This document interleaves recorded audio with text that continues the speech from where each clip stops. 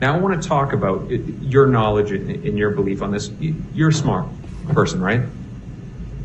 How am I supposed to answer that? Well, let's go through your resume. You went to Brandeis University, right? I did. You graduated magna cum laude. I did. If you could explain to the jury what that means. It means I studied a lot and got good grades. All right. It means, and to speak, I'm from the Northeast. My Boston accent may give it away. It means you're wicked smart, right? That's very You had a high nice of you. GPA, a very high GPA. I work hard. You also went and you got a master's degree from the University of Cambridge. I did. You were a Gates Scholar. I was. You then go to the University of Miami School of Law, which is a top-tier law school, Tier 1, right? Okay. Right? We're talking about your level of intelligence. You went to the University of Miami Law School, right? I did, yes.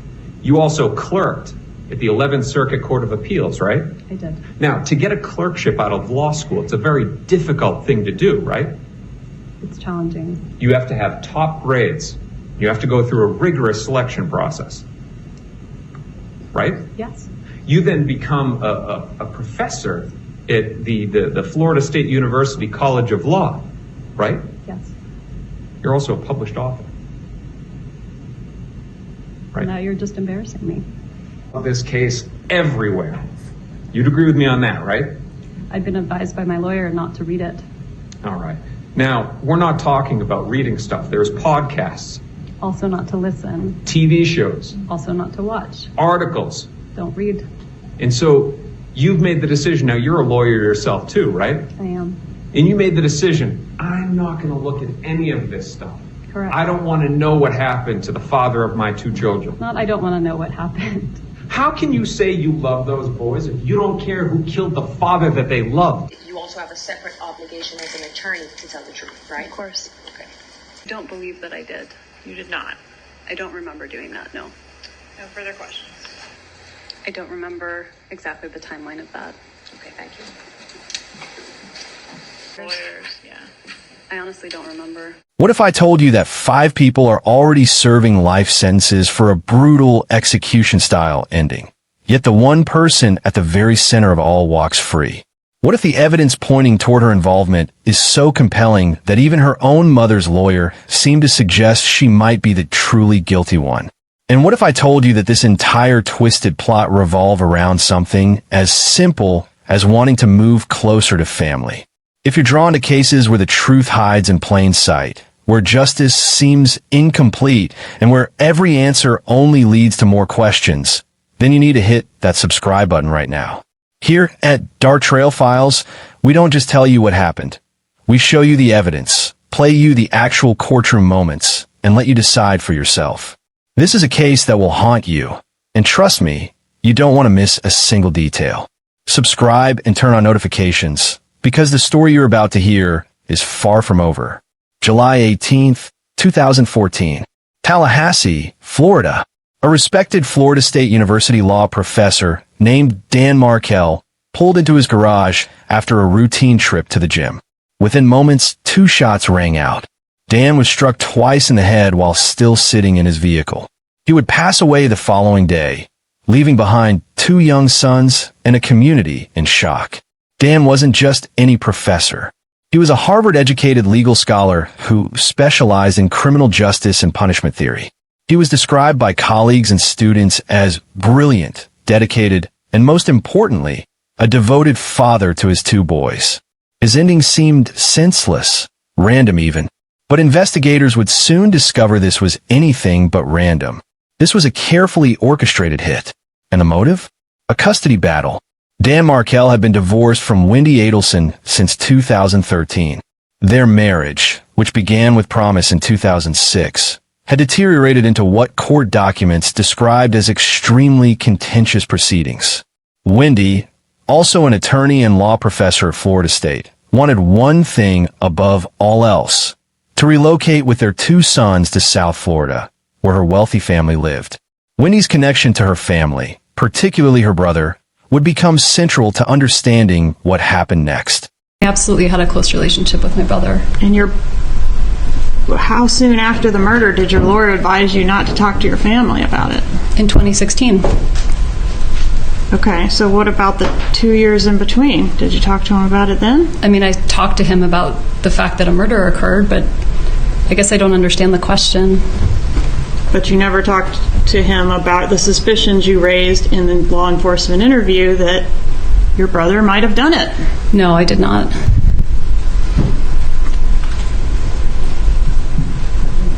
You suspected your brother could have been a part of this, right? I suspected lots of people could have been a part of it. But he was one of the people, right? While I was talking with law enforcement for 6 hours, terrified out of my mind, I offered them every possible idea I could come up with. Right. And one of the possible ideas was that your brother could have murdered your child's father. I didn't really believe that was possible.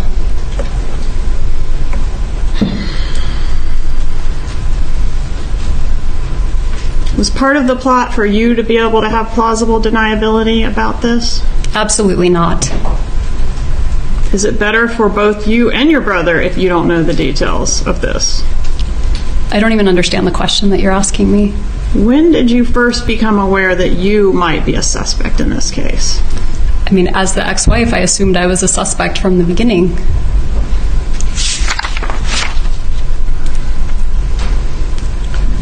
What was your first thought when you were asked if anyone might have murdered Dan Markel for your benefit? I thought, oh my God, maybe if I hadn't divorced him, he would still be alive. Maybe this is my fault because I complained to the wrong person. Maybe Danny gave a student a bad grade and they came after him. I just was trying to think of who possibly could have wanted to hurt him. But you didn't say any of that before. I mean, the first thing you said was Charlie, right? I don't think so.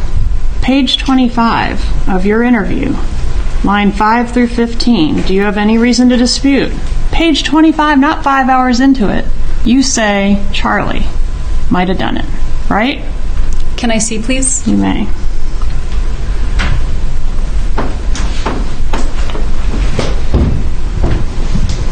This is going to be tab 1, page 25.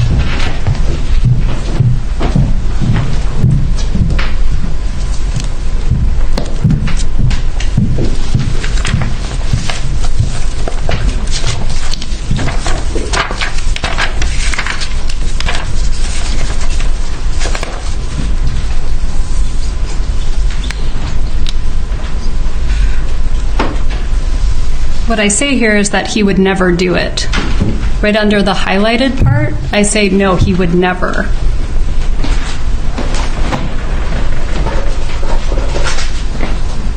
Need a copy?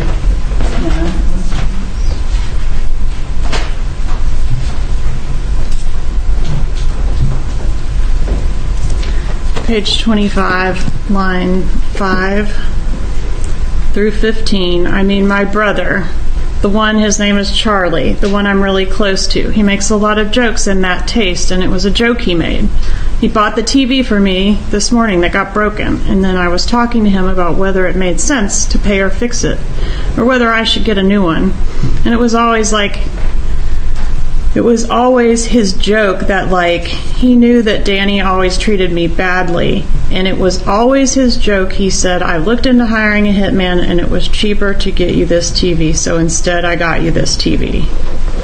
And you do say you don't think he would do it. But can we agree you brought up his name on page 25 of the interview? I did. When asked, would you ever ask someone to do something like this? You say not in a million years. When asked, okay, do you think someone would do this for your benefit without asking you? You say no. And when Isom starts to ask you what good does it serve, you say, I mean my brother, the one, his name is Charlie. Isn't that how it went? This is the transcript, but I think there's also inaccuracies in the transcription. Oh boy. All right.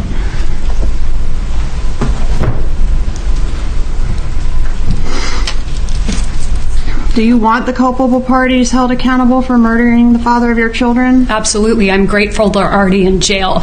But not if it's your family. It's not my family. I mean, somebody hired him, right? Not necessarily. Somebody paid him. I learned something this morning. Yeah, me too. You didn't want him held accountable if it was your family members. Didn't you tell law enforcement that? That's not what I told law enforcement. What did you tell law enforcement? I told them that the person who did this should be held responsible and that I had nothing to do with it. Page 122, lines 7 through 12. If somebody tried to kill my ex-husband, they should be prosecuted to the full extent of the law. The investigator says regardless of who it is, and your answer is, I mean, it would be different if I thought it were my brother. But I don't think it was my family, is what I Different said. now, isn't it? No, it's not different. That's exactly different what I today, said isn't right it? here. No, that's not No right. further questions. But there was a problem. Dan refused. He had a life in Tallahassee, a career he'd built, and he wanted to remain an active father in his children's lives. When Wendi petitioned the court to allow her to move with the boys, a judge denied her request, ruling that she hadn't proven the relocation was in the children's best interest. The judge's decision meant Wendi was stuck in Tallahassee, 500 miles away from her family in Miami. For most people, this would be disappointing. For the Adelson family, it apparently became unacceptable. Court documents and testimony revealed that Wendi's mother, Donna Adelson, was deeply involved in her daughter's divorce. She wrote mediation notes, suggested legal strategies, and even proposed that Wendi offer Dan $1 million to allow the move. Donna said she would split the cost with Wendi and her brother Charlie. According to testimony, this offer was never actually made to Dan, but it showed just how desperately the family wanted Wendi back in South Florida. The situation escalated further when, just months before his ending, Dan filed a motion to restrict Donna's unsupervised time with his children. He alleged that his former mother-in-law was making disparaging remarks about him in front of the boys, calling him names like stupid and undermining his relationship with his sons. This motion was still pending when Dan was taken from this world. After Dan's passing, investigators had one critical piece of evidence. A neighbor had seen a light-colored Prius fleeing the scene. That vehicle would become the thread that unraveled everything. Through rental records, surveillance footage, and cell phone data, investigators traced the Prius to two men from South Florida, Luis Rivera and Sigfrido Garcia. Neither man knew Dan Markel. They had no personal connection to him whatsoever. This immediately told investigators they were looking at a hit orchestrated by someone else. Rivera, facing a life sentence, eventually took a plea deal. He agreed to testify in exchange for a 19-year sentence for second-degree wrongdoing. His testimony was explosive. He confirmed that he and Garcia had been paid $100,000 to carry out the hit. The money, he said, came through Catherine Magbanua, who was Garcia's girlfriend and the mother of his children. But who was Catherine Magbanua, and why would she be involved in targeting a law professor she'd never met? The answer connected directly back to the Adelson family. Hours after Dan's passing, Wendi was brought in for questioning. Watch her demeanor closely as she speaks with investigators. Did Reggie with you? I just listened to my voicemail. What'd you hear? I Who was just- your voicemail? It's from Lisa Carey, who is my real estate agent, or who I had gone with to find a house. She just said she was driving around town and she heard there was a shooting on Trescott. Yeah. That's what this is about. I'm sorry you had to hear it that way. I'm sorry, I didn't know if I should. It's all right. Just leave it there. Is it still on? It's right there.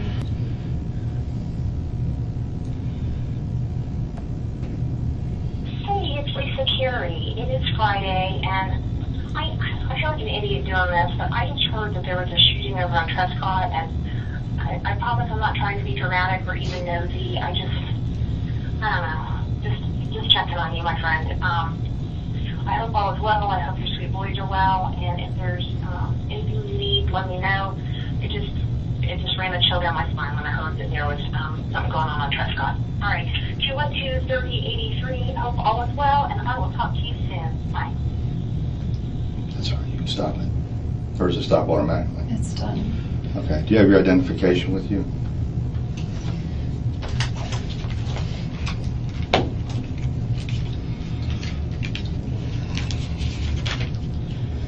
So you never took the last name of Markel? No.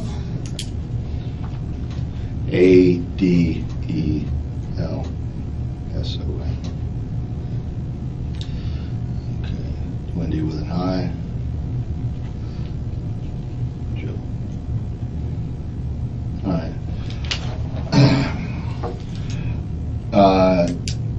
There was a shooting at your home, or your ex-husband's home, at 2116 Trescott. Okay. Your ex-husband, Daniel, all right, has been taken to the hospital. He's not going to survive. Oh my God. Okay.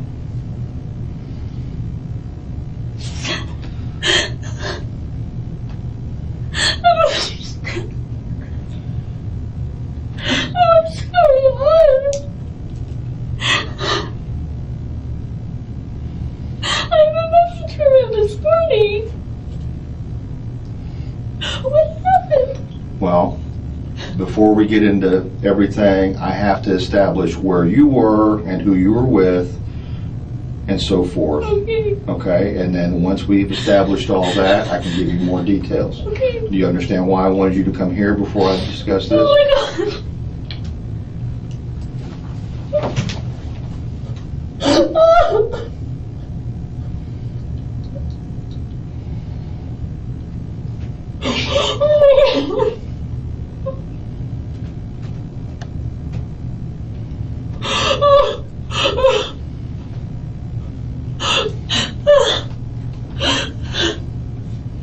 I'm sorry. That's okay. No, you have nothing to be sorry about. I just don't understand. How could this happen?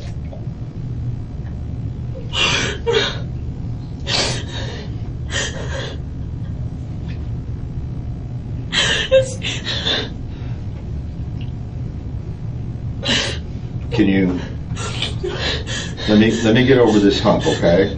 Can we do that first? All right. Can you tell me what time you left your house this morning? Yeah, I was there. I didn't leave this morning. I didn't leave until noon. Okay. And Oh my God. And I tried to drive up Trescott and I saw that it was blocked.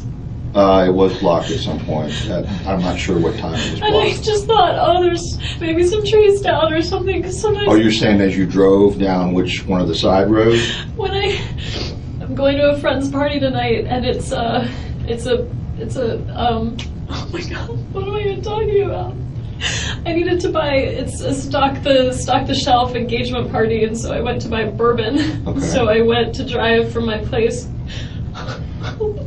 up Trescott to get to ABC Liquor, and it was blocked, so I just turned around. I was on the phone at the time. I wasn't paying a lot of attention. Right. So I just turned around and drove up the other way. I just thought, oh, sometimes when I lived there were electrical things Okay. that would happen. I left my house around 12:15 because I thought I'll get the bourbon and then I'll get some gas for the car and get super glue for one of the boys' toys. And I was trying to do all I can before meeting my two friends at 1. Okay, who was at your house this morning? The only person that was at my house this morning was a guy from Best Buy because my TV was broken and it's under warranty. Either for you. Yeah, I figured. Okay, a guy from Best Buy was at your house to work on your TV? I have his name and everything at the house if you Okay. want it, because the boys broke the TV, so he gave me a choice of fixing it or getting a new one. And What time did he come to the house? he called me at around 8. He was probably there until around 10. Okay. Um, Okay. And then you and then after he left, I kept working on a paper, and I emailed the paper to a librarian at school to work on some of the citations. Okay. And I don't think I talked to anyone else, but I was just working for an hour or so from the house. I was going to take a shower, but I didn't. I ran out of time. I did laundry. And then I left the house around noon. To go to the liquor store and the stuff for the party. Yeah. Okay, you went down which road you said? I went down Trescott. Okay. I saw a police car there, and I just thought it was blocked, so I just turned around and drove to, I went down the rest of Centerville, went up Benton, took Benton across, went to ABC Liquors, bought the bourbon. I'm a little confused. You're up on Centerville Road. What's your purpose of driving down Trescott? It's usually the shortcut to get to Oh. Monroe. To get to Monroe? I usually take it as a cut through to get to Thomasville or Monroe. Okay, all right, so I you, don't know why I said Monroe. I was thinking Mosaic, Monroe, Thomasville. okay, so when you come down into town on Centerville, I almost always cut through Trescott. Trescott, and just drive by your old house? Well, I do it as a way of like coming to terms with a divorce. But yeah, sometimes I drive there. If I'm too sad, I drive around. Okay, If the kids aren't home and I know they're not home, I feel better about driving by the house. But yeah, it's shorter and I just usually drive by. it's shorter than going all the way down to Benton. All the way down Centerville and around Benton. It's just Right. a shortcut I always took. Okay, so you turned around and went back to Centerville, I take it, Yeah. down to Benton, and went to the liquor store down there on Thomasville? Yeah. The one at Benton Road? ABC Liquors, it's at, yeah, Benton. Mm-hmm. Okay, all right, did you make a purchase there? Yeah, And that was sometime after 12? probably 12:30. Okay, all right. And I talked to a guy there because I don't really buy much alcohol, and so they wanted bourbon, and I asked the guy, we had a whole conversation about bourbon and Right. my eyes, like, Your eyes? he just said, your eyes are really blue, Right. and You have contacts? I do. Okay. But I just remembered it. Right. So I bought the bourbon and got some gas on Thomasville and met my friends at Mosaic. Which gas station did you go to on Thomasville? The one that's, I always forget the name, but the one that's close to the cross street, it's right next to the Goodwill. Okay. If you're heading north on Thomasville, like, if you're heading north on Thomasville, it's on your right. Okay, just past the Goodwill Just place? past the Goodwill, it's close to the intersection there. Okay, all right, and then from that point, you went straight to the Went to Mosaic Mosaic restaurant? and met friends there. I used to have kind of a steady Friday meeting, and I hadn't seen my two friends in a while. And so we had made plans to meet up. What time did you get to Mosaic? About 1. I was a little late. We were supposed to meet at 1, and I got there a few minutes after. Okay, all right, I know it's cold in here. Okay. I think that's not why I'm Okay, shaking. I know it's part of it, but do you know anybody that would have a beef against your ex-husband?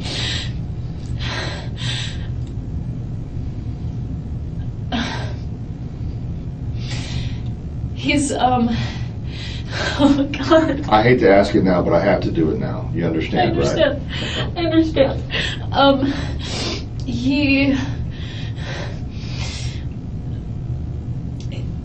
He had friends. He always meant well, but he would sometimes rub people the wrong way. Okay. But not anyone who would do something like this. Anybody that he owes money to? No, he has money to me, He owes money to you? but not, Okay, not me. okay, all right, all right. Oh my God, we're poor kids. Oh,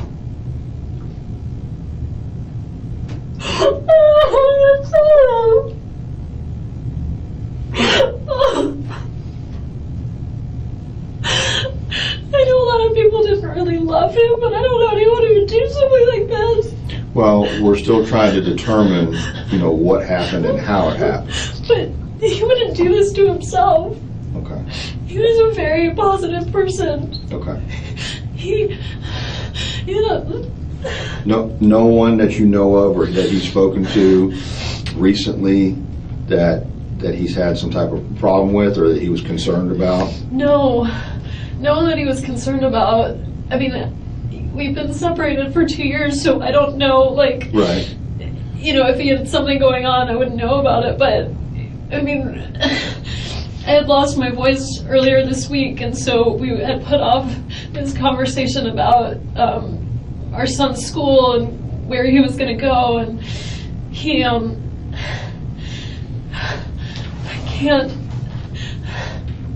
I know a lot of people didn't love him, but not anyone who would like hate him. Okay.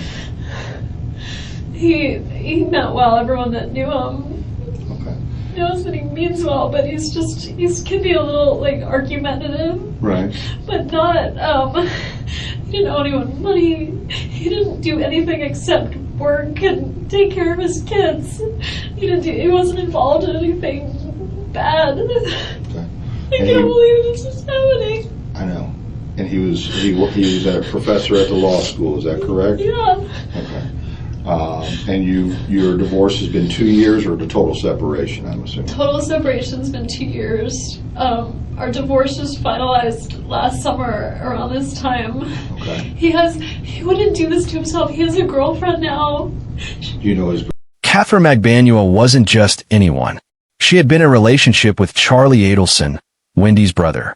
Charlie was a successful periodontist who drove a Ferrari and lived a lavish lifestyle in South Florida.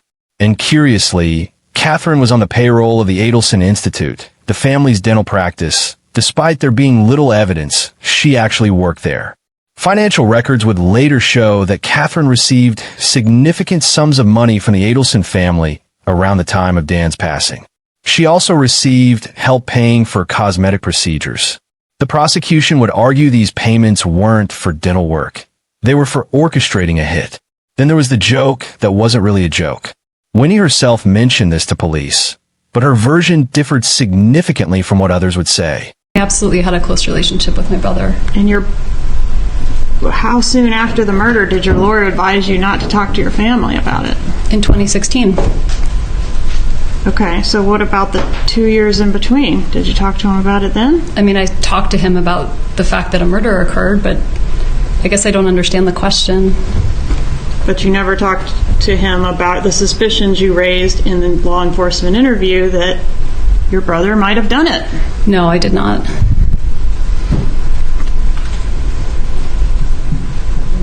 You suspected your brother could have been a part of this, right? I suspected lots of people could have been a part of it. But he was one of the people, right? While I was talking with law enforcement for 6 hours, terrified out of my mind, I offered them every possible idea I could come up with. Right. And one of the possible ideas was that your brother could have murdered your child's father. I didn't really believe that was possible.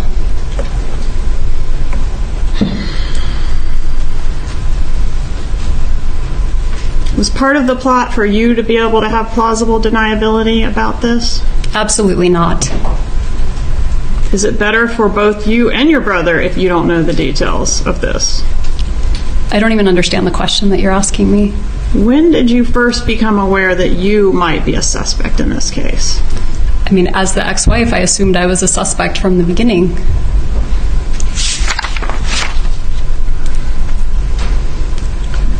What was your first thought when you were asked if anyone might have murdered Dan Markel for your benefit? I thought, oh my God, maybe if I hadn't divorced him, he would still be alive. Maybe this is my fault because I complained to the wrong person. Maybe Danny gave a student a bad grade and they came after him. I just was trying to think of who possibly could have wanted to hurt him. But you didn't say any of that before. I mean, the first thing you said was Charlie, right? I don't think so.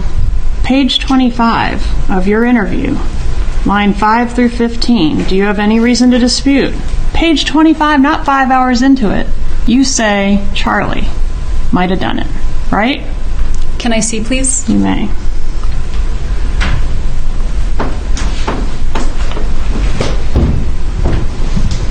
This is going to be tab 1, page 25.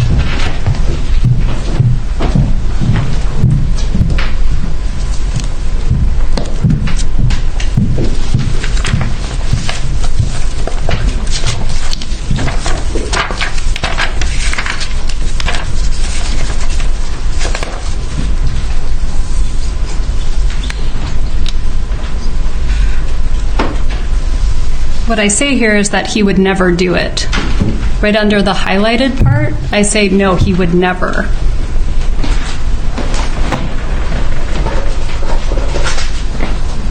Can you copy?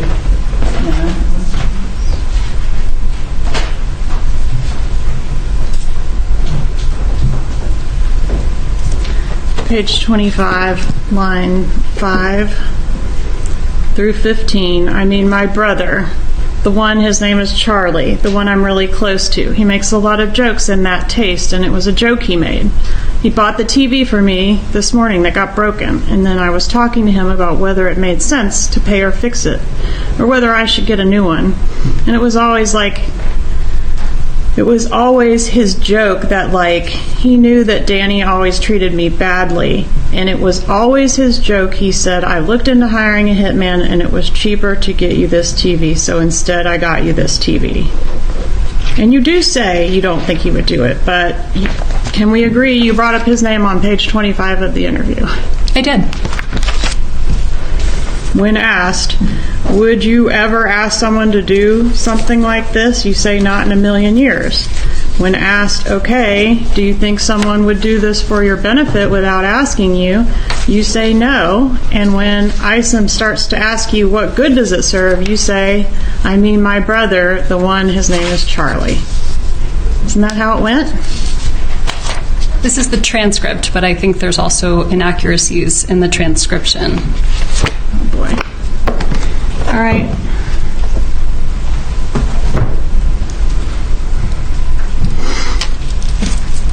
Do you want the culpable parties held accountable for murdering the father of your children? Absolutely. I'm grateful they're already in jail.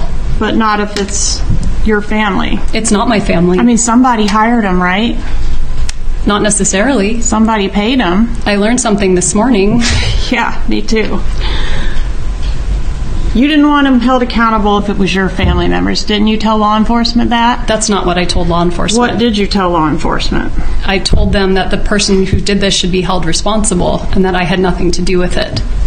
Page 122, lines 7 through 12. If somebody tried to kill my ex-husband, they should be prosecuted to the full extent of the law.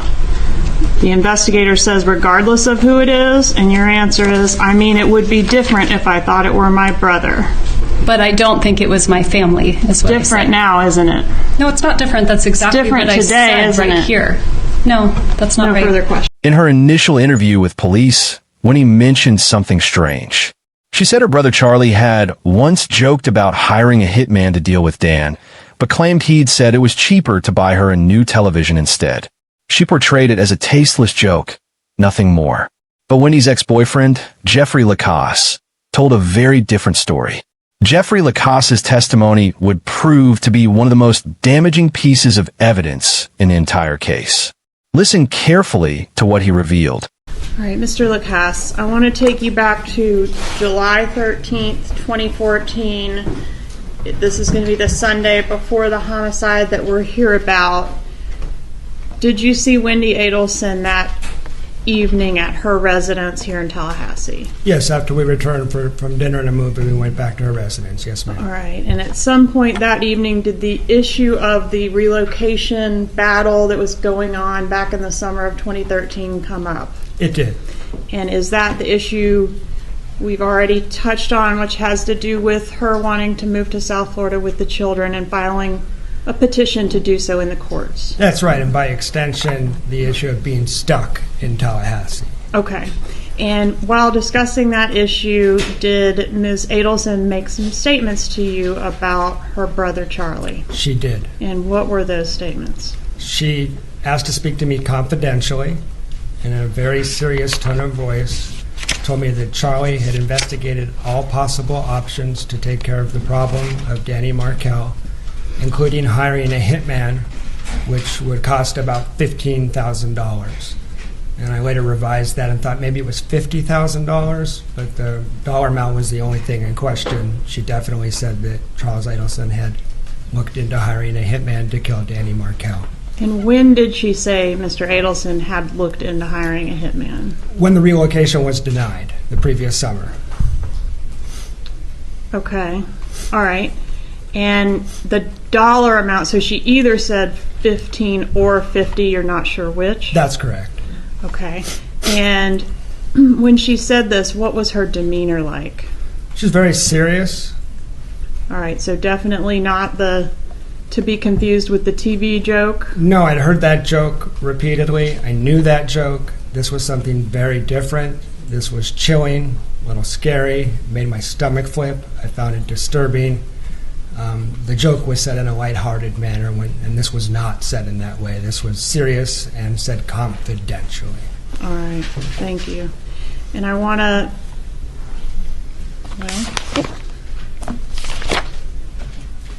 okay, I think we should go from there to the next day, which is going to be July 14th, 2014, the Monday before the murder. Yes, ma'am. Did you see Wendi Adelson on that day? Yeah, I can't remember if I contacted her, if she contacted me, but she was excited to see me. And I wasn't so sure about that because the night before we'd had an awkward conversation at the conclusion of that night, and I had told her that she didn't want to do this anymore, that she could just send me a text and I wouldn't, take any offense. We would just, break up. So I didn't get that text. Instead, I talked to Wendi Adelson, and she was excited to see me. All right, so what did you do? Well, then she needed to call me back, and it went from her enthusiasm about seeing me to let's just meet at yoga tonight, go in separate cars. So there was a real shift in about 30 minutes. Did you go to yoga? We did. We went to yoga. All right. And after yoga, was there a discussion about your relationship and the status of your relationship? Yeah, a very brief one. I mean, yoga's not a great place to talk, obviously. So while we were sitting there, she seemed very cold, and I kind of got the feeling that it was over, that this was it. So as we walked to the car, I tried to talk to her about the relationship, and that didn't go well. And so I just kind of put up my hands and walked away, feeling sad that this was it. All right. And as you walked away, was that the end, or was there more conversation after you began to walk away? She called out to me, and I walked back towards her. And she was deeply curious. Well, let me back up slightly. During that conversation, she didn't have any interest in spending any time with me for the rest of the week. So it kind of confirmed, this is over. Mm-hmm. But then when she called me back, she had a series of detailed questions about what I would be doing on Friday. And Friday is going to be July 18th, right? Yes. And that's the date of the homicide? That's exactly right. What were her inquiries of you regarding that date? I had a trip planned to Tennessee. She was aware that I was planning to leave about 11 a.m. On Friday. I need to get to Atlanta for an early dinner, so with traffic, she knew I was departing at 11. And at the yoga studio in the parking lot, she had asked if I was still going, if I didn't go, why not, what route I would be taking a lot of a bizarre amount of interest in that trip that didn't make sense to me at the time, given that she didn't want to spend time with me. And how does it make sense to you now? Well, if I had left on my trip at the scheduled time that she had known about for quite a while, I would have driven pretty close to Dan Markel's house about the same time as at the murder, in a similar looking car to the suspect vehicle. What type of vehicle did you drive? I drove a 2004 Nissan Sentra that was silver metallic gray color.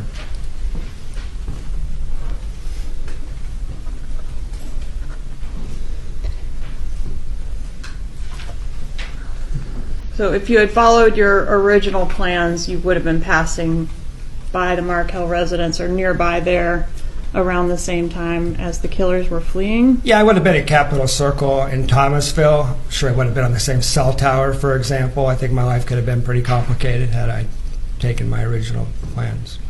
All right, so you didn't, I guess, take the original plans. No, I did not. I had made a last-minute decision the night before to leave Thursday night instead.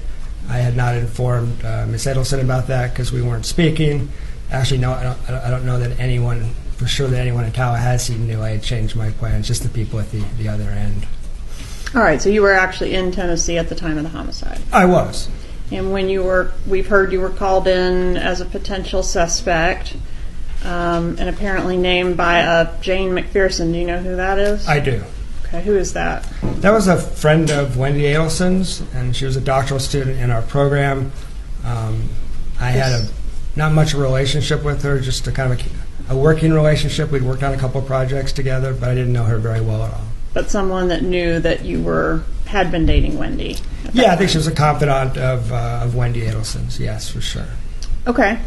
So you get called in, and were you able to provide documentation to show that you were in Tennessee and not in Tallahassee? Yeah, I was excluded fairly quickly because the investigators found Kmart surveillance footage of me at a Kmart in Tennessee using my credit card with my cell phone showing me there shortly after the murder, so it was impossible that I was the shooter. All right. And then was there also some similar type coincidences around the time of the trip that the killers made in June? Yes. On June 6th, I had a business trip to Gainesville, and I departed at 11 a.m. on a Friday, June 6th, which Miss Adelson would have known about by March.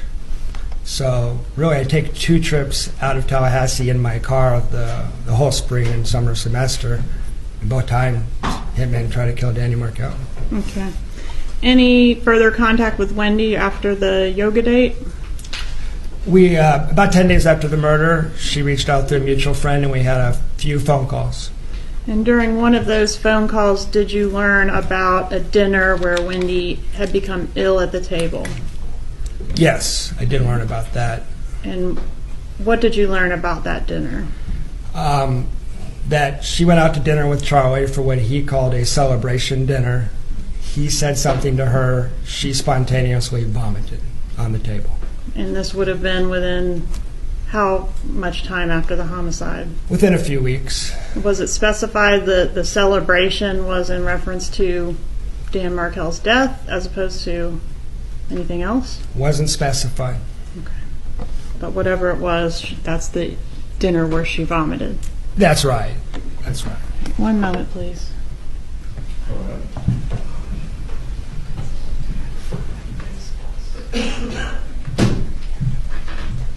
No further questions. Cross-examination.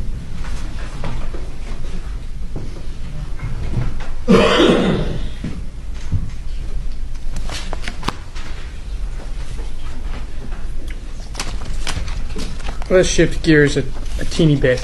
Okay.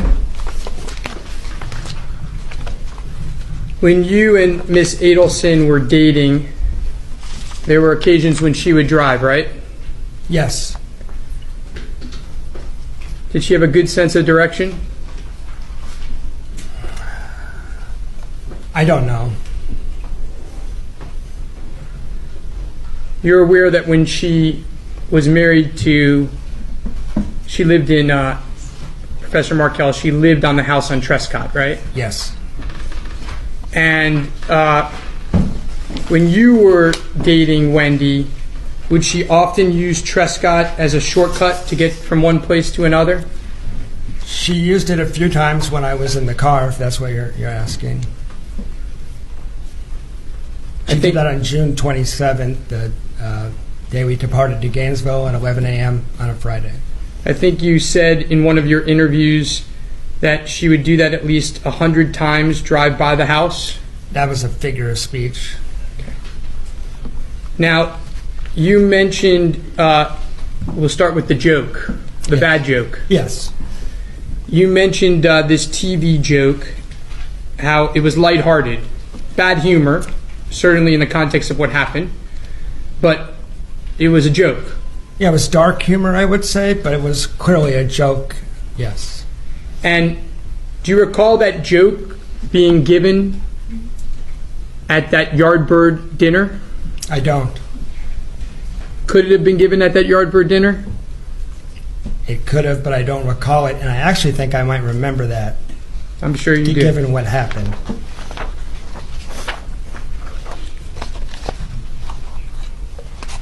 I think one thing that has been established is you believe that Wendi Adelson tried to frame you for Professor Markel's murder, right? I'm suspicious that there was an effort made in that way, yes. And so that has affected your viewpoint, correct? Sure.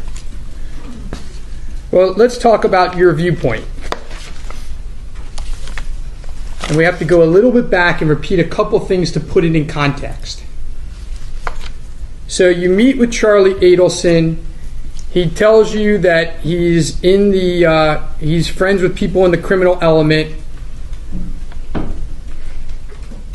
You say thanks for a great meeting, correct? Send him a nice text. The next day I sent him a text, yes. You don't go to the police. No, I don't go to the police. Okay. You then hear that Charlie's made a joke many times about this TV being cheaper than hiring a hitman. Heard the joke twice. Okay. You don't go to the police. No. Then in June, at a time when Wendi Adelson is breaking up with you, she sits you down and she says, I have to confide the biggest secret in my life. That a year ago, my brother actually looked into hiring a hitman. That's your testimony here today, right? You said in June, sir? In June? I'm sorry, in July. Okay. In July. Can you restate that? I'm sorry. Yeah, I'll do it again. Sorry. I'll try to keep it lower this time. In July of 2014, Yes. about a week before the murder, when you're breaking up with Wendi Adelson, or things are seriously not good, she sits you down and she says, Jeffrey, I've got to confide in you. My brother actually looked into hiring a hitman. That's your testimony here today. No, she didn't sit me down. She said it in passing, and she had a habit of blurting out things that weren't in her own self-interest. But she did do that. She did make that statement, yes, sir. And it was chilling to you. It was. Unlike the joke, you thought it was real. It was real, yes. Did you go to the police? I did not. And then you break up. Kind of. She strung me along for another week, as you know. Mostly, yeah, but kind of. Well, the murder happens and you get called in as a suspect of the murder. Right. And you're upset at that point. Yes, I was upset. And you have a first interview with the police, and then you have a second interview with the police. Yes. And during the second interview with the police, you talk solely about Wendi Adelson. Yeah, I think that's right. I felt like I needed to say they needed to look at Wendi Adelson as well. That was the point of that talk. Yes, sir. That was the point of that talk. Yes. And you even you don't mention actually Charlie Adelson at all in that second interview. I already had done so yes, you're correct. So that second interview, you talk just about Wendi Adelson.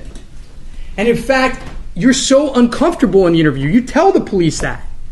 You say, I'm so uncomfortable, and Detective Isom asked you why. Do you recall that? It wasn't a Detective Isom. Okay, I'm sorry. The detective who was interviewing you asked you why. I don't... You have to remind me on that. Well, let me remind you what you Yeah. said. You said, because it's hard for me, because if she would take me back right now, I would go back to her. Yeah, I was still under her spell to some degree. I would say I was fairly pathetic at that point. I would acknowledge that. Yeah. So let me understand this, because I want to make sure I've got it right. I don't want to put words in your mouth. Sure.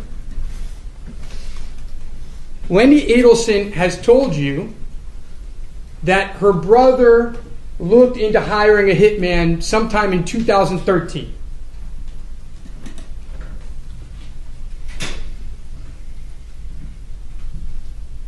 He gets murdered. He does.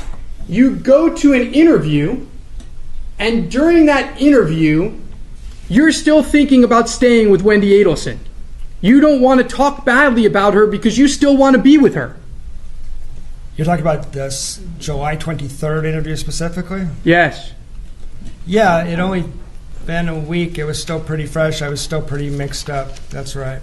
Okay, well, let's see how mixed up you were after that.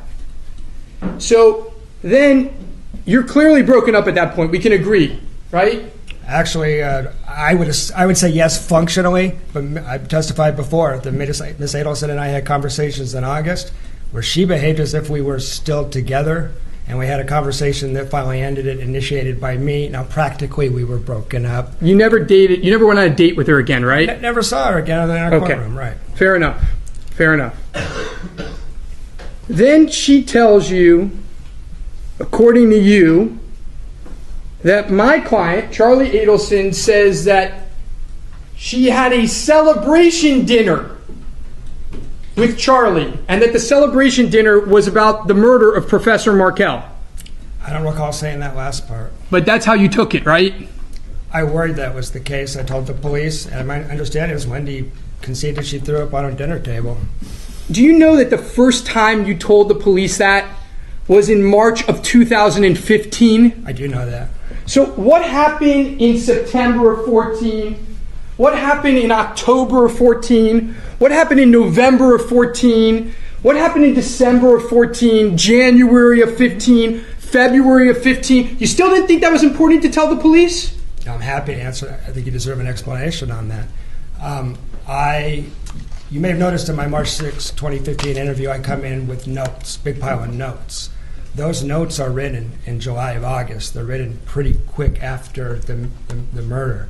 I didn't come in right away, partially because I was scared of your client. I was scared of the repercussions if I went on the record further about my suspicion. So I was reluctant to come back in because I was frankly scared.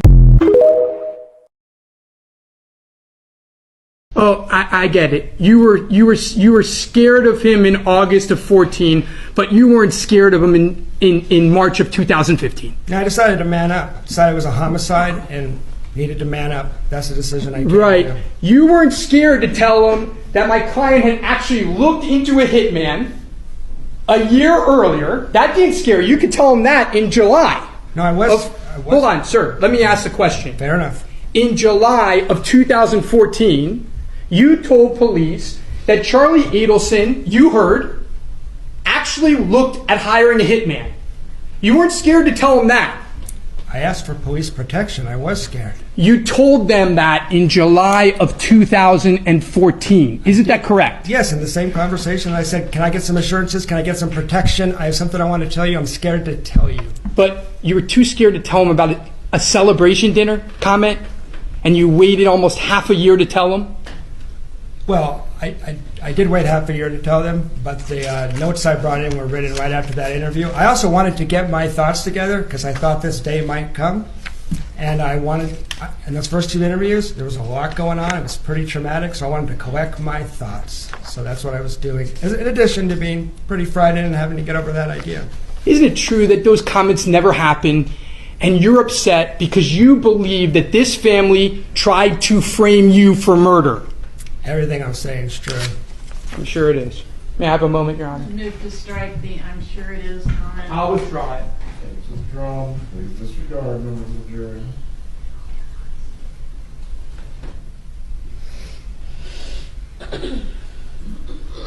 I have no further comments for this. Questions? Or questions. Redirect examination. This may seem like a fine point, but I want to make sure it's crystal clear. When Mr. Rashbaum was asking you about the hot tub conversation, Mr. Rashbaum said that his client said that he was friends with people in the criminal element. Is that exactly what was said? The word I recall is he had connections and friends on both sides of the tracks. Okay. Connections to Criminal the criminal elements. And element. particularly, there was the Cuban neighborhood comment that I repeated to the TPD later. Gotcha. Actually, on July 21st, first interview, I mentioned that comment. Okay. How many pages of notes do you have in reference to this case? Like right now or over the last 9 years? I mean, kind of over the last 9 years. Yeah. I'm a researcher by training. I'm an analytic person by nature. So those 6 months, was pretty obsessive. I was reviewing every text message, every email, writing. I condensed it down. I think if you watch the videotape, you would see me bring in 3, 4, 5 pages. But I would say I wrote probably 100 pages before I came in to see them the third time. Going through every receipt, Yes. every detail, Yes. partially out of what? What motivation? Well, pretty traumatic, so fear was part of it. Like, if they can catch the people that did this, I'll be safe. That was a big piece of it. Also, this was a brutal murder, and I wanted to see justice done, and I did not want to leave something sitting on the shelf. If I was in the possession of something that could help, I wanted to help. And isn't it true that you didn't know what was going to end up being important out of all the nuggets you dug out of the phone and everywhere I else? had no idea, and I also told them repeatedly, I hope and pray this wasn't Wendi and Charlie Adelson. But just in case, here's the stuff I have. And Mr. Rashbaum asked you about why didn't you go to the police when you learned that Mr. Adelson had in fact looked into hiring a hitman. This, just to reiterate, the statement was made the Monday before the murder, is that right? That's correct. Okay.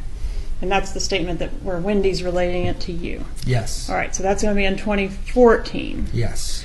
Okay, and she's making a statement about something that occurred in what year? 2013. All right, why didn't you go to the police with this information? Because it was a past tense thing she was reporting, I did not sense there was a present danger. I didn't know hitmen had already visited Tallahassee. I didn't realize there was an active murder plot. In hindsight, should you have gone to the police with this information? Yes. One moment, please. Nothing else, Your Honor. Lacoste, you must step down. Mr. Rashbaum, did you have something that you needed to raise? Maybe go sidebar briefly. Approach.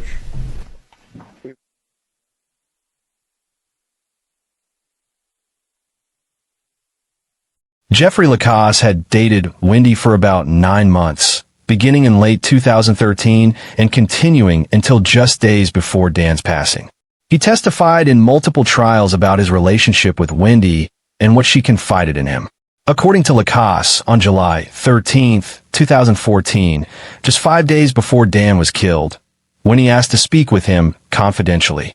What she told him made his stomach flip. She said that her brother Charlie had looked into all possible options to take care of the Dan Markel problem, including hiring a hitman. She even mentioned a price, around $15,000, though Lacoste later said it might have been $50,000, as the number sounded similar. This wasn't the joke she described to police. According to Lacoste, Wendi was dead serious. Her tone was chilling, uncomfortable. He said it wasn't funny at all, it was frightening. But here's where things get even more suspicious. Just days before Dan's passing, Wendi asked Lacoste detailed questions about his travel plans. She wanted to know his route to Tennessee, which would have taken him near Dan's house. She also asked him not to contact her for a week, saying she would reach out on July 21st. Lacoste was puzzled. What was happening on July 21st? Dan Markel was killed on July 18th. Lacoste also testified that he believed the Adelson family might have been trying to frame him. He drove a gray Nissan Sentra at the time, similar in appearance to the gray Nissan Altima the actual perpetrators had rented. Additionally, Wendi had referred to him as her secret boyfriend in an email to her brother Robert, which made no sense to Lacoste since Wendi's children talked about him constantly, and he'd met Donna multiple times. When Donna Adelson went on trial, Wendi was forced to testify once again. Her appearance would be crucial to understanding the family dynamics at play.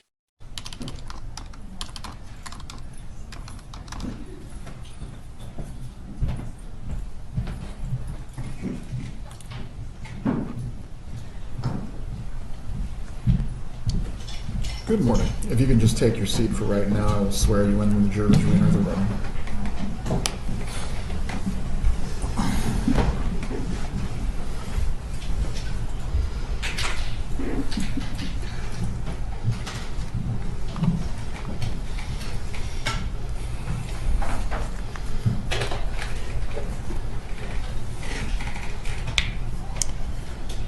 I believe, even though the jurors indicated they did not have to go to the bathroom at this point, if we are once again, dealing with the needs of 14 people, they might be in the bathroom, so wait for the knock.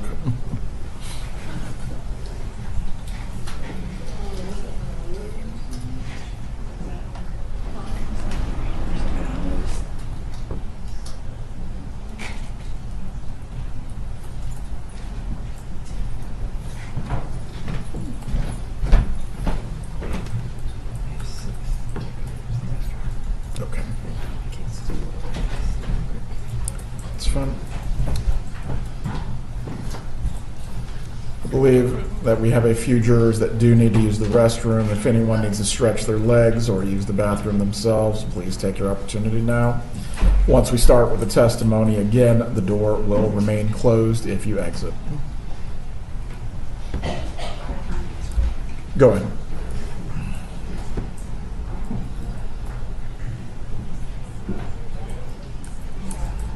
Oh, before you leave the room, Mrs. Fulford, once again, Mrs. Adelson, I'm going to reiterate the instruction that I gave to you last Friday concerning any reactions that you may have to either the testimony or the evidence in the case. I understand this may be a distressing thing for your child to be offering testimony in your trial. However, you are to control your expressions and your emotions. Do you understand those? Everyone can take their break. If you need to step down until it's time to testify, you may do so as well.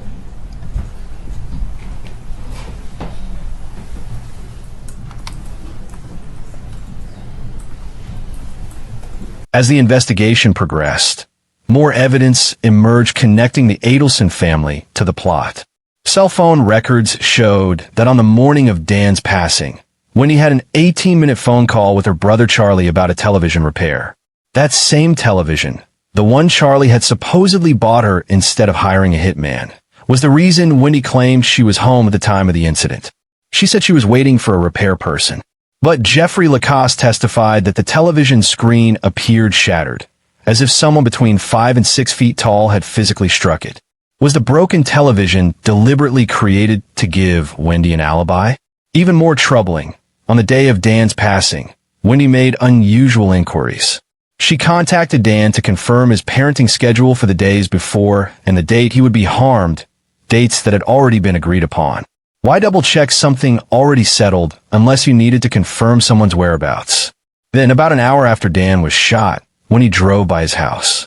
She later admitted this to police, claiming she was simply in the area. But a police officer at the scene testified that he'd been specifically alerted to watch for her vehicle's make and model.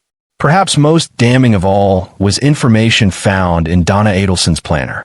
Written in her 2014 planner was Dan Markel's vehicle information, the make, model, and license plate number. This was 2 years after the divorce. Why would Donna have that information readily available in her current planner? When Charlie Adelson's trial arrived, the family's carefully constructed wall of protection began to crumble.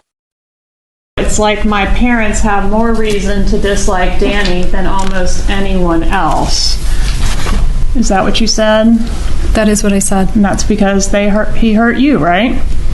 And I was saying that in the context of talking to law enforcement for hours and hours and trying to help them figure out who might be responsible. Right. And who did you tell them might be responsible? Well, I told them many, many people. But are you asking about this particular moment right here? You told them your family might be responsible. Or potentially someone to do with a former student or his current girlfriend.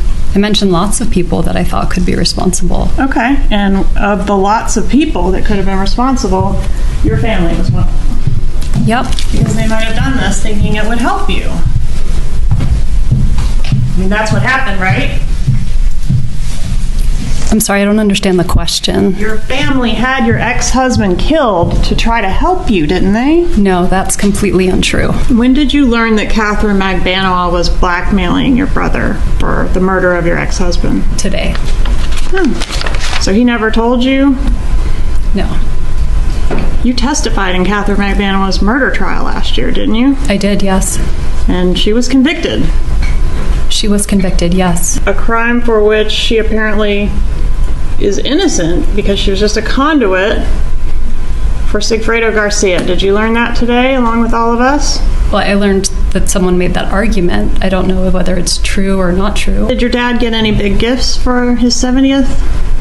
I don't remember.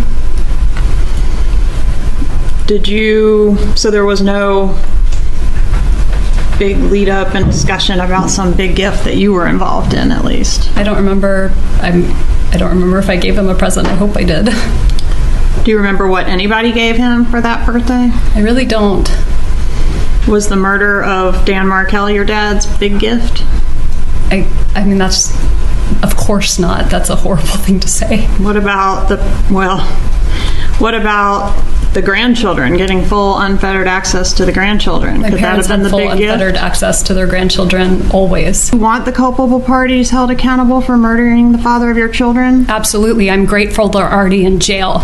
But not if it's your family. It's not my family. Somebody hired them, right? Not necessarily. Somebody paid them. I learned something this morning. Yeah, me too. You didn't want them held accountable if it was your family members. Didn't you tell law enforcement that? That's not what I told law enforcement. What did you tell law enforcement? I told them that the person who did this should be held responsible and that I had nothing to do with it. Page 122, lines 7 through 12. If somebody tried to kill my ex-husband, they should be prosecuted to the full extent of the law. The investigator says regardless of who it is, and your answer is, I mean, it would be different if I thought it were my brother. But I don't think it was my family, is what I said. Different now, isn't it? No, it's not different. That's exactly different what I today, said isn't right it? here. Oh, that's not right. No further questions. In 2019, Sigfrido Garcia was convicted of first-degree wrongdoing and conspiracy. He was sentenced to life in prison. Catherine Magbanua's first trial ended in a hung jury, but in her retrial in 2022, she too was convicted of first-degree wrongdoing, conspiracy, and solicitation. She received life in prison plus 2 consecutive 30-year sentences. But investigators weren't done. They had their sights set higher on the people who had allegedly paid for the hit. In November 2023, Charlie Adelson was convicted of first-degree wrongdoing, conspiracy, and solicitation. He was sentenced to life in prison plus 30 years for each additional count. The evidence against him included wiretap conversations, financial records showing payments to Catherine, and testimony from multiple witnesses about his involvement. During Charlie's trial, prosecutors presented recordings from an FBI undercover operation. In 2016, an undercover officer posing as a member of a criminal organization approached Anna on a Miami street, suggesting that someone was talking to police about the Markel case. This sparked a series of panic conversations between Charlie and his mother that were captured on wiretaps. In these recordings, they discussed the case in ways that strongly suggested their involvement. The matriarch of the family would finally face justice, but not before attempting to flee the country. Name and spell your name. Wendi Adelson, WendiAdelson. Ms. Adelson, where are you from? I'm from Coral Springs, Florida. And you live in another state now, currently, right? I do, yes, ma'am. All right. How are you employed? I'm an immigration attorney. How long have you been an attorney? Since 2006. And you're here pursuant to a state subpoena, is that correct? Yes. And that subpoena confers a type of immunity on you. Do you understand that? I do. Okay. Which means that nothing you say here in court pursuant to that subpoena can be used against you at a later time. Do you understand that? I do. Okay, but it doesn't necessarily mean you could never be prosecuted. It just means that what you say in court could not be used in any future prosecution. Do you understand that? Yes. All right. I want to ask you about your ex-husband, Daniel Markel. Is that a fair and accurate photo of Mr. Markel? Yes. When did you meet him? We met originally online. It must have been the fall of my first year of law school, so 2003. Okay. And when did you marry Mr. Markel? We married in February of 2006. Were you living in Tallahassee at some point as a married couple? Yes. When did you move to Tallahassee? We moved to Tallahassee my final year of law school, so that would have been in the summer of 2005. And we were here from 2005 till 2006. We spent a year at the University of Miami from 2006 to 2007, and then came back to Tallahassee from 2007 until 2014. All right. And during the time that you were living here in Tallahassee, did you live over on Trescott Drive? For some of the time that we lived here, yes. And when your first child was born, were you residing at the Trescott Drive residence at that point? Yes. Okay. I think I have a photo of that here. Is that the Trescott Drive residence? Yes.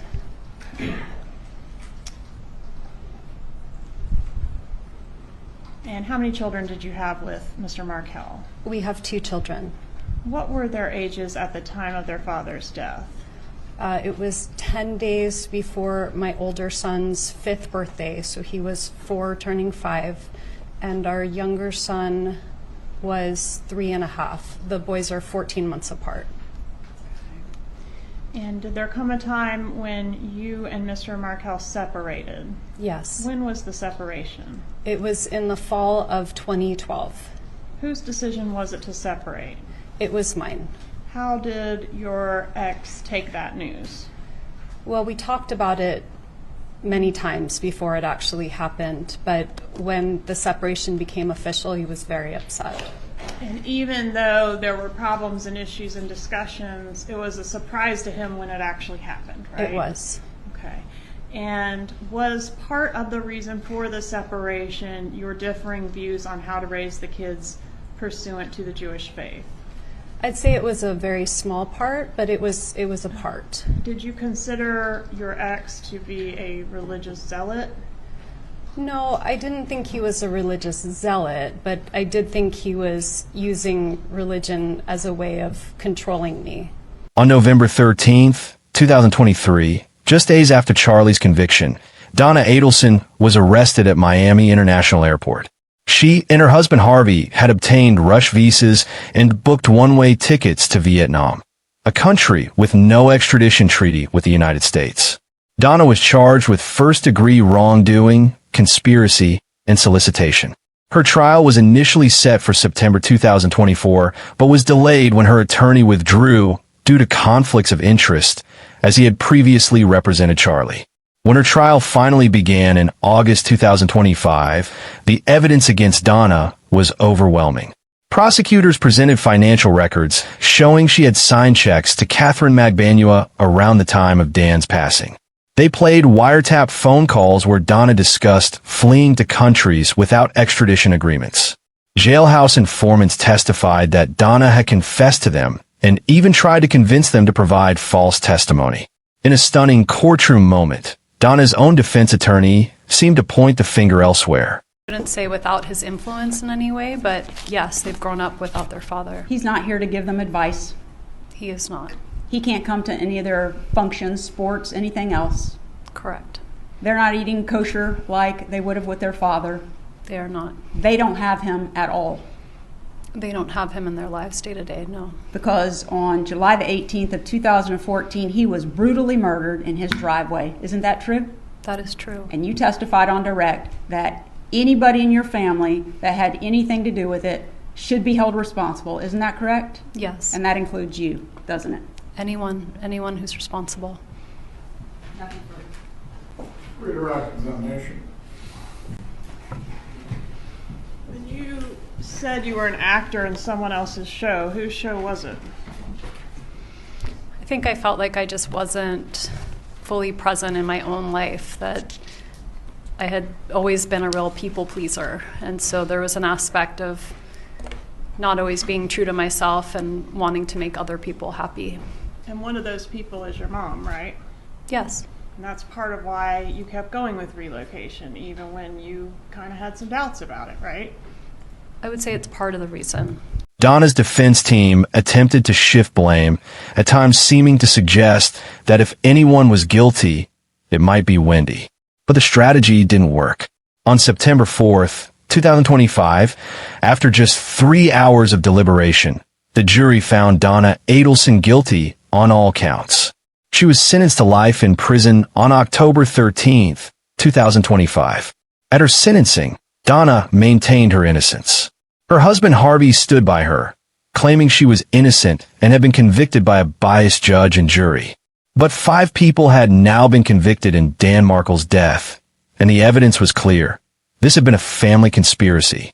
Throughout every trial, Wendi Adelson has maintained her innocence, but prosecutors have given her a specific designation. Were you in any way involved in the plot to kill your ex-husband? No. Did you maybe know it was going to happen but not know the details? I did not know it was going to happen, and I did not know any details. Did you provide any information, even unknowingly in hindsight, that you think could have been used to assist the murderers? I don't think so. I didn't provide any information. What information do you have regarding your mother's involvement in the plot to kill your ex-husband? I don't have information. But you do admit that your brother said he looked into hiring a hitman to kill Dan Markel. I don't. I admit that my brother made a tasteless joke repeatedly about buying me a TV because it was cheaper than hiring a hitman. But then someone did hire a hitman who did kill Dan Markel, right? Yes, that happened. Was part of the plot to kill your ex for you to have plausible deniability or to know very little about it? I was not involved in any plot to kill Danny. Were you shielded from the plot because, I don't know, you couldn't be trusted to keep a secret? I was not involved in any plot to kill Danny.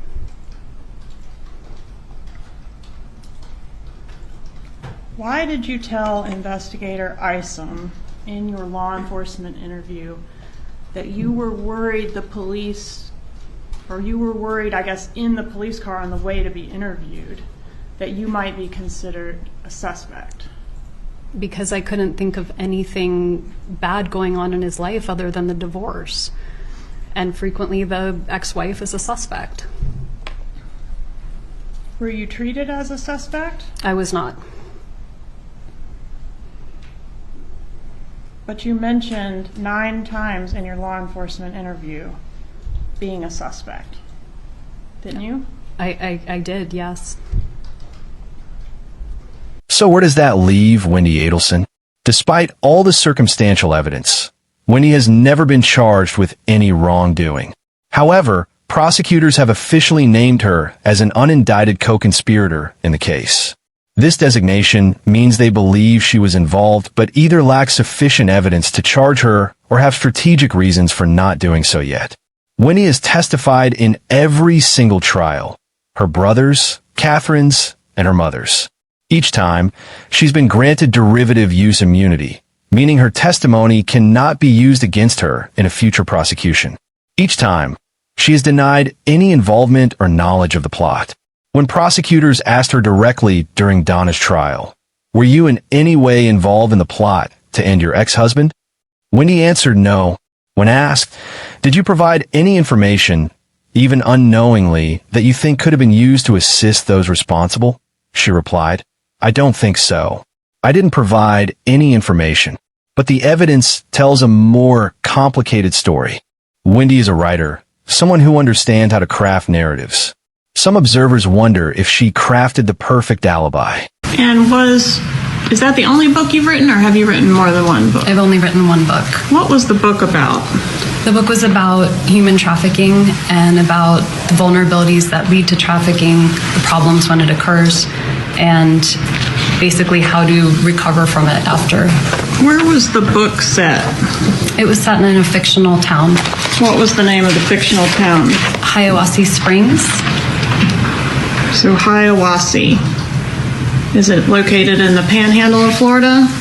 No, I used to see the name when I was driving from Tallahassee to Orlando, so it's somewhere in between. And was the place modeled after Tallahassee? It was definitely somewhere in Florida, but not supposed to be about Tallahassee, no. Who was the central character in that book? So there's 3 central characters. One was one of my clients, kind of a composite character from Eastern Europe. One was kind of a composite character of many clients I've represented from Latin America. And one was a public interest lawyer. And was the public interest lawyer Lily? Yes. And is that the character that's sort of based after yourself? No, really more based after a friend of mine. And was Hiawassee, Florida, quote, just a small stop on the way back to what we had previously known as civilization? Is that a quote from your book? That sounds like a quote from my book, yeah. And who's the husband of Lily, the public interest lawyer? You want his name in the book? Yes. I think it was Josh Stone. All right, and what was Josh's employment? Josh was an English professor.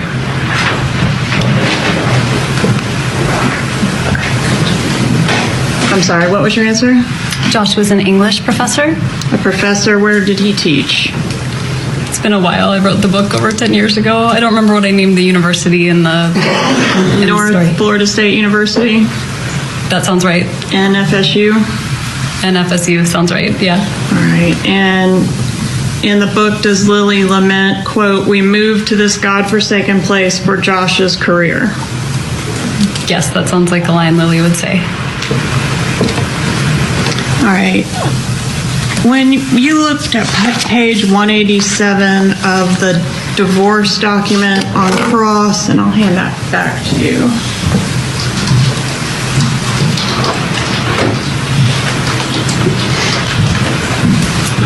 This is actually my copy.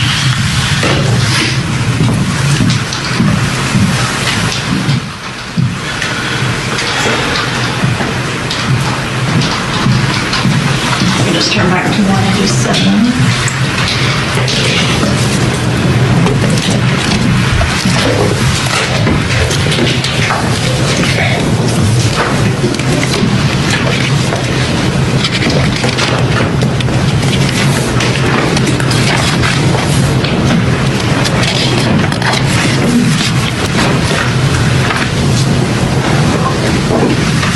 Do you see the quote that you read previously from that page?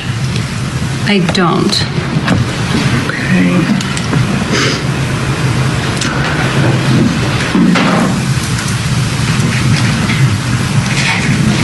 It had to do with, let's see if I can find it, that you were very unhappy in the marriage. I think it's the 3rd paragraph there. I see that line. Okay, the wife has been very unhappy in the marriage and files her petition for dissolution of marriage in August 2012. The husband continues to characterize this as abandonment, and then it goes on to say that he had been disparaging you to some of the folks at the law school. Do you remember reading that? I do. Was that intended to be the place in this binder where you allege emotional abuse by your husband? I mean, I think it's emotionally abusive to suggest somebody has mental health issues. Okay.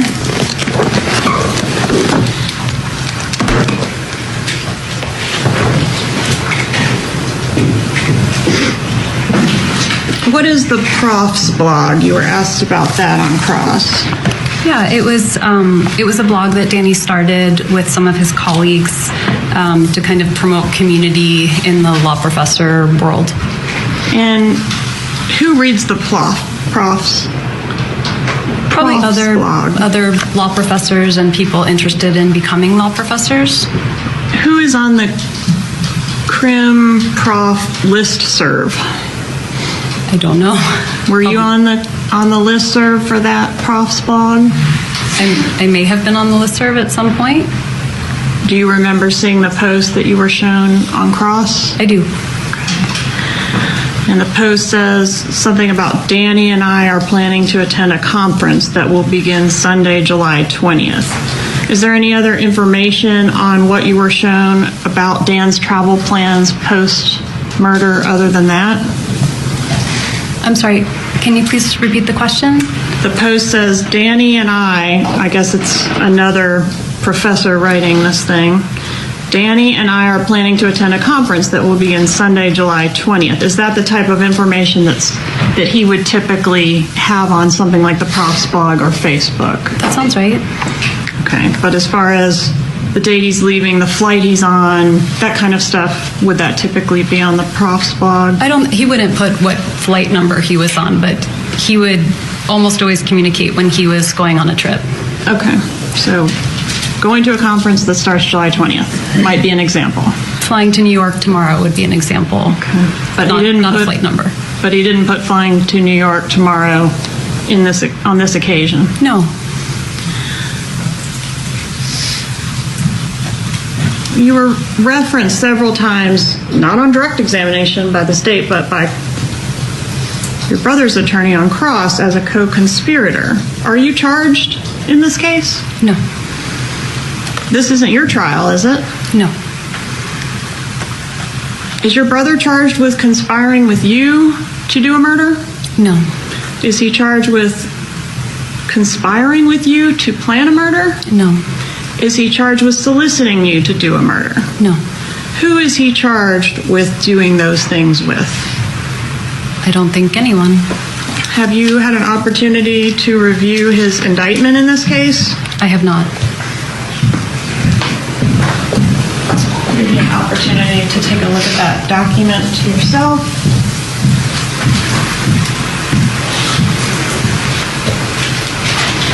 Who is your brother alleged to have done these crimes with? Catherine D. Magbanowa. Were you on the wire in this case, Ms. Adelson?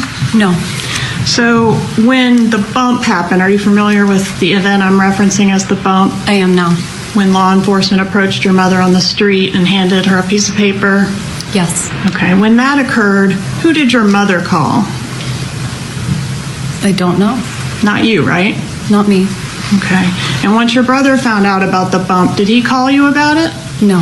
Who did he call? I don't know. Well, you listened to the calls to authenticate the voices, didn't you? Just to hear the voices, not to hear the content of the calls. Okay. And the voices were your brother's voice, right? But I listened to the calls just to hear who was on them, so I don't know what content they're referencing. I heard your answer. My question to you now is, your brother's voice was on the calls. He was on some of the calls I listened to. Okay. Your mother's voice was on the calls. She was on some of the calls I listened to. Did you have any secret meetings with your brother post bump that happened in South Florida? No. You were asked about Jeffrey Lacasse and the way that your relationship ended. What is OkCupid? OkCupid is a dating website. Were you on that dating website? I was. Were you on that dating website at the time that you were dating Mr. Lacasse? No, I wasn't. And were you speaking, so I guess if you weren't on it, you weren't speaking to multiple men from the website during the time you were dating Mr. Lacasse. And I'll remind you that you provided your phone in this case and it was cell-brighted, downloaded. Objection, argument. Consider these facts. First, when he knew about Charlie looking into hiring someone to harm Dan. According to Jeffrey Lacasse, she told him this in confidence just days before the act occurred. If she knew her brother was seriously considering this, why didn't she warn Dan or contact authorities? Second, her behavior on the day of the incident was unusual. She confirmed Dan's schedule unnecessarily. She was conveniently at home with an alibi involving a broken television that Charlie had given her. She drove by Dan's house shortly after he was harmed. And when police interviewed her that same day, her emotional response struck some observers as performative rather than genuine. Third, text messages between Donna and Wendi that were revealed at trial showed Donna writing to her daughter, "Your brother protected you for years. Now you're not guilty. Your lawyer took very good care of you." In another message, Donna wrote, "Everyone looks to protect you." These messages suggest that the family believed Wendi needed protection and that Charlie had somehow shielded her from legal consequences. Fourth, in recorded jail calls between Donna and Charlie, Donna expressed anger that Wendi hadn't been more supportive after Charlie's conviction. She seemed to feel that Wendi owed them something, perhaps because they had taken the fall to protect her.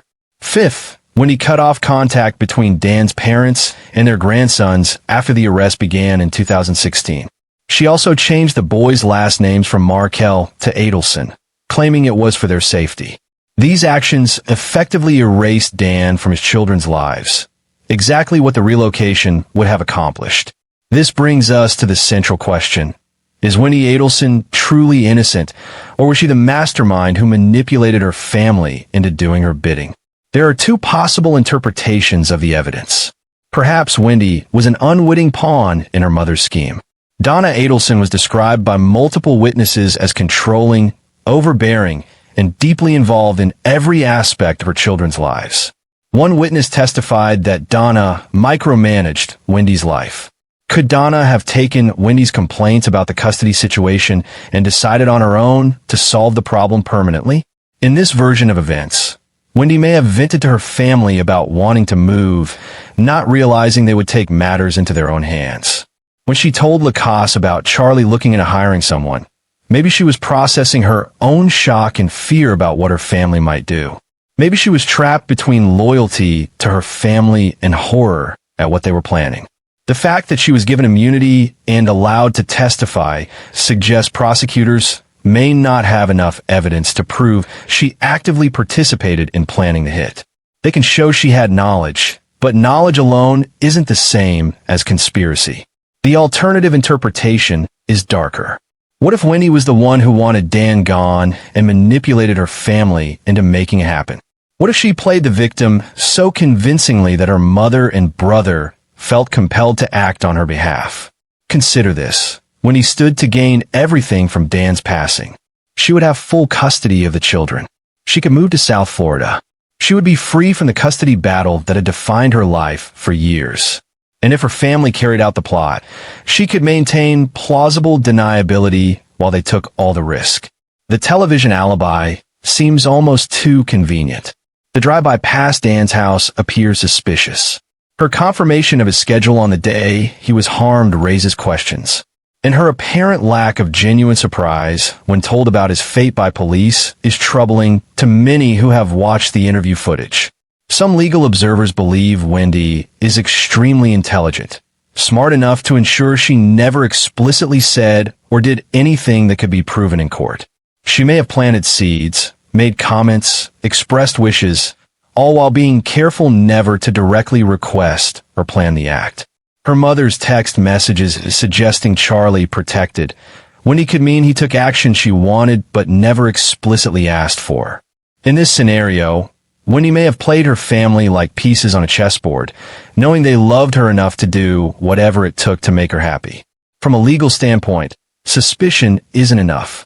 To charge Wendi, prosecutors would need evidence that she actively participated in the conspiracy, that she agreed to the plan, provided material assistance, or took actions in furtherance of the plot. The circumstantial evidence is strong, but it may not meet the legal standard required for conviction. Jeffrey Lacasse's testimony shows she had knowledge, but having knowledge of a potential act and participating in planning that act are two different things legally. Additionally, Wendi has been granted immunity for her testimony in every trial. This immunity protects her from being prosecuted based on what she said under oath. Prosecutors would need independent evidence not derived from her testimony to bring charges. However, the state attorney has indicated that decisions about potential future charges will be made in the coming weeks and months. After Donna's conviction, prosecutor Georgia Kappelman told reporters to stay tuned when asked about whether anyone else might be charged. Legal experts note that with 5 convictions secured, prosecutors may finally feel they have enough corroborating evidence to move forward with charging Wendi. The designation of unindicted co-conspirator is significant. It's not a casual label. It means prosecutors believe she was involved, but are strategically choosing when and how to proceed. Today, 5 people are serving life sentences for Dan Markel's ending. Luis Rivera, Sigfrido Garcia, Catherine Magbanua, Charlie Adelson, and Donna Adelson. Harvey Adelson, Wendi's father, has also been named as an unindicted co-conspirator but has not been charged. Dan's parents, Ruth and Phil Markel, have been denied access to their grandson since 2016. They've watched as 5 people were convicted of taking their son's life. Yet the mother of those children, the person whose custody dispute motivated the entire plot, remains free and has full custody of the boys. The Markel family released a statement after Donna's conviction expressing that while they're grateful for the convictions, true justice requires accountability for everyone involved. Many in the legal community and the public agree. The case has garnered national attention, with countless people following every development and demanding that if Wendi was involved, she must face consequences. So what's the truth about Wendi Adelson? Was she a victim of her family's obsessive love, caught in a nightmare not of her making? Or was she a calculating individual who ensured her family would do her dirty work while she maintained the perfect facade of innocence? The evidence is there for you to interpret. The suspicious timing, the convenient alibis, the knowledge she admitted to having, the strange behavior on the day of the incident, the text messages from her mother suggesting she'd been protected, the fact that she benefited most from Dan's passing. But is it enough to prove beyond a reasonable doubt that she conspired to harm her ex-husband? That's the question prosecutors are grappling with right now. What we know for certain is this. Dan Markel was a devoted father who wanted nothing more than to be present in his children's lives. He was taken from this world in a brutal, calculated act that was motivated by a custody dispute, something that should have been resolved in family court, not with violence. 5 people have been held accountable. The question remains whether there will be a 6th. This is Dark Trail Files, where we follow the evidence wherever it leads, even when the truth is uncomfortable. If you want to stay updated on whether Wendi Adelson will ever face charges, if you want to see more courtroom footage and evidence breakdowns, then subscribe to this channel right now. Hit that notification bell because this case is far from over, and when new developments break, you'll want to be the first to know. What do you think? Is Wendi Adelson innocent, or has she gotten away with the perfect crime? Let me know in the comments below. Until next time, keep searching for the truth.